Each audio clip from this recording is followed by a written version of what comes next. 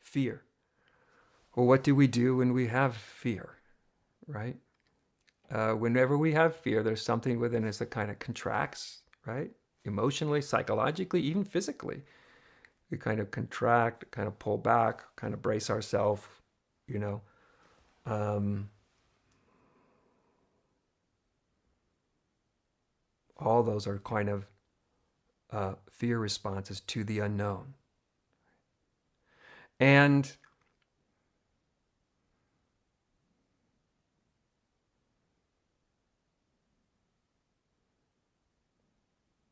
it's really just about an openness to just experience just experience a little bit of that fear, but do it consciously.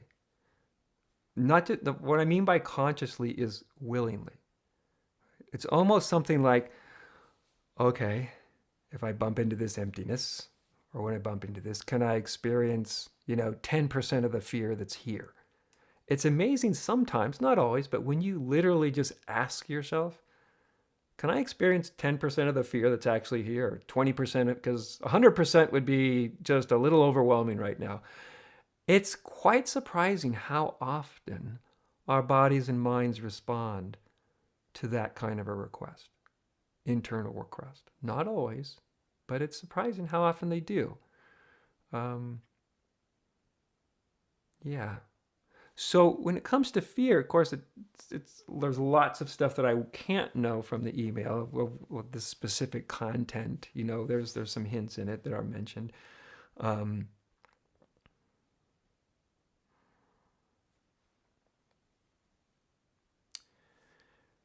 so the question was how to work with the kind of intense anxiety which these kinds of experiences happen and as the ego falls away. Well, at some point we start to approach that fear like intentionally.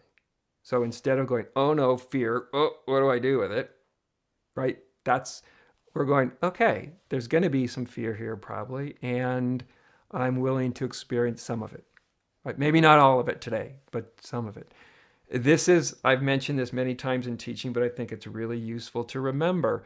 It's sort of a psychological truth, you might say. It's used a lot in psychology, whereas if we're afraid of something, to expose yourself to that which you're afraid of in small enough increments that you don't terrify yourself. But there's something about doing it willingly, like I will do a little bit of this, rather than just waiting till it comes and then it feels involuntary, right? Like against your wishes. Like, oh, now I got this fear hitting me and I don't want it, and how do I get rid of it?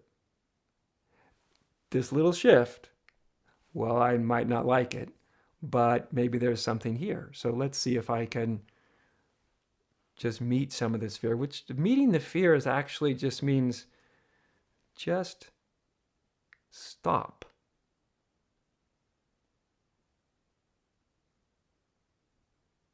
And let that energy just sort of run through. Now, if you've had the experience in the past that it was kind of an overwhelming amount, then go, hey, maybe let's do 20% right now, or 10%, or 5%, or whatever, right? I know sometimes people go to teachers and every fear they get to, the teaching is always the same. Dive headlong into your fear. Take a swan dive into the void. And if somebody's ready for that, that can be amazing. It can be wonderful. I've had people do that myself when I feel like they're ready.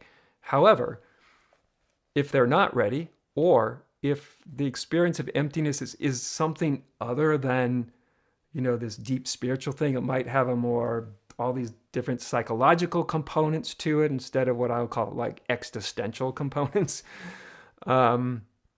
Then it can be very different. Then like taking a swan dive into fear isn't a good idea. It's not a good idea if the only outcome is it's going to end up traumatizing you. Like that doesn't help, right? So spiritually speaking, even as a human being, to just terrify yourself in order to try to get a breakthrough just isn't a wise approach. It doesn't work that well, right? If it worked well, fine, but it tends not to. So we got to approach this with a little wisdom But at the end of the day, we do need to approach our fears, right? We do need to kind of lean into them somewhat and to see like what's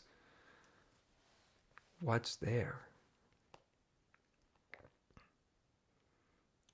And it's good to just give the ego its due. Like, of course the ego is going to be concerned. Of course it's going to be scared. Why wouldn't it be scared? It's intuiting a shift of perspective that is in many ways incomprehensible to the ego, right? And it's contemplating that, or maybe it even intuitively feels it's getting sort of close to that.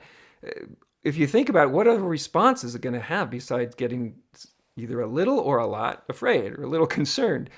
If you're one of those people that has just wonderful faith, with faith in God or faith in life or what, faith in yourself or faith in the divine, if you have this great faith, and that can be extremely helpful. If you no, I giggle a little bit because I think not a lot of people have that, but if you do have it, it can be really useful, right? That like I can just let go because like the divine's got me, or there's the feeling that some guiding forces is with you. That can be very helpful. Anything that kind of allows us to go, okay, this is not actually as perilous as it seems to be, right? It's just, it's all of our experiences of emptiness. At the end of the day, there's something that our psyche are conjuring. Even the ground of being, that emptiness, it's not like we're making it up like we're in imagination, but it's happening within our psyche, within our mind. That's where it's originating. That's where it's coming from. And yet, when we really let go, where are we going to fall? We're going to fall into ourselves, into our true nature. If we don't get too afraid, or if we don't grab on to a narrative, right?